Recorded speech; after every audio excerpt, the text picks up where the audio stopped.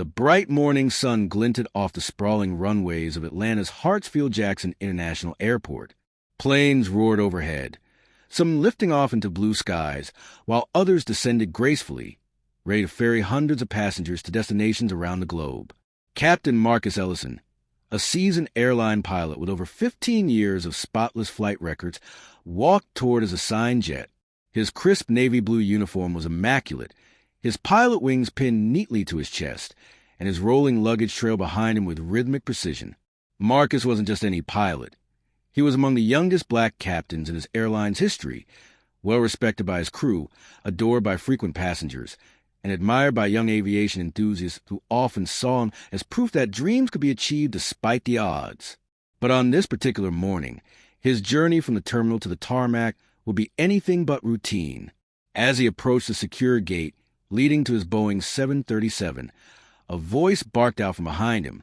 "Hey, you!" Step away from the plane. Marcus turned around to see a tall, broad-shouldered police officer storming toward him. The officer's posture screamed confrontation, hands already resting on his holstered sidearm, eyes narrowed in suspicion. Marcus's brow furrowed. "Excuse me? Can I help you, officer?" The cop, Officer Bradley Henson, stopped a few feet away, his gaze scanning Marcus from head to toe like a predator sizing up prey. "Help me? Yeah. You can start by explaining why you're walking toward that aircraft like you own it." Marcus blinked in disbelief. "That's because I'm flying it. I'm the captain for Flight 762 to Chicago. Now, if you'll excuse me, flying it." Henson cut him off, a mocking laugh escaping his lips. "Right, and I'm the President of the United States. Do you think I'm an idiot? You think you can just put on a costume and stroll onto an active runway?" Marcus felt the heat rise in his chest. He'd been mistaken for a flight attendant before. He'd been questioned by passengers who assumed he wasn't really a pilot, but to be accused of stealing a plane? This was a first. "Officer," Marcus said, his voice firm, "I am an employee of Delta Airlines. My ID badge is right here. I've already gone through security." But before Marcus could reach for his identification, Henson stepped closer, towering over him. "I don't care what fake ID you've got. You don't belong here. I've seen enough to know when something's off, and you don't look like any pilot I've ever met." Marcus's patience snapped. "And what exactly does a pilot look like to you, officer?" The cop smirked, his tone dripping with condescension. "Let's just say they're usually not you." That was it. The unspoken implication was now out in the open. It wasn't Marcus's behavior, his credentials, or his presence near the plane that set Henson off. It was his skin color. Passengers waiting near the boarding area began to notice the standoff. Whispers spread quickly. Some pulled out phones, recording as the officer's accusations grew louder. Marcus, feeling both insulted and concerned for his professional reputation, took a deep breath. "Officer, you're about 5 seconds from making a very big mistake. This isn't just about me. You're about to delay a flight with over 150 passengers on board." Henson chuckled, pulling out his radio. "Oh, I'll delay it, all right. And you? You're coming with me for questioning. Let's see how fast you confess when we check your record." But before Henson could call for backup, a deep, authoritative voice echoed through the air. "Officer Henson, step away from Captain Ellison. Now." Marcus turned to see Alicia Morgan, the airport's chief of security, striding toward them with 2 TSA supervisors in tow.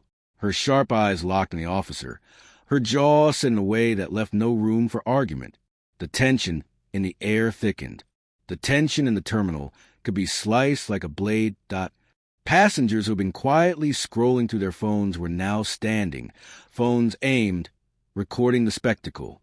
The uniformed black pilot, Captain Marcus Hall, stood calm but visibly frustrated, while Officer Brad Jenkins, his chest puffed and voice raised, demanded answers. "Sir, I've already told you," Marcus said evenly, his eyes locked on the officer. "I am the captain of Flight 742 to Chicago. That aircraft is mine to command." Jenkins scoffed, his tone dripping with sarcasm. "Oh, really? And I'm the King of England. I'm not buying it. You don't look like a pilot. Where's the real captain?" The words were like a slap in the face. Marcus knew exactly what Jenkins meant. You don't look like a pilot wasn't about height, weight, or uniform. It was about skin color.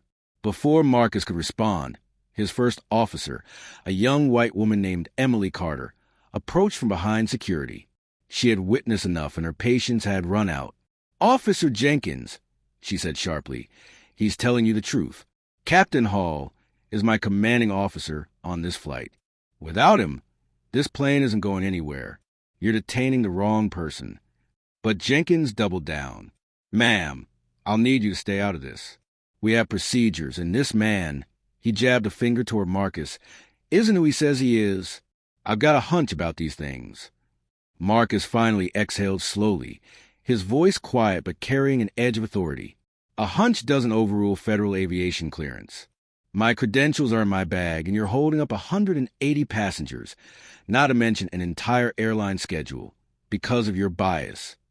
The gate manager, who had been nervously standing by, stepped forward and presented Jenkins with Marcus's pilot ID, his federal airman certificate, and a letter from the FAA. "Officer, these check out. You're making a serious mistake here."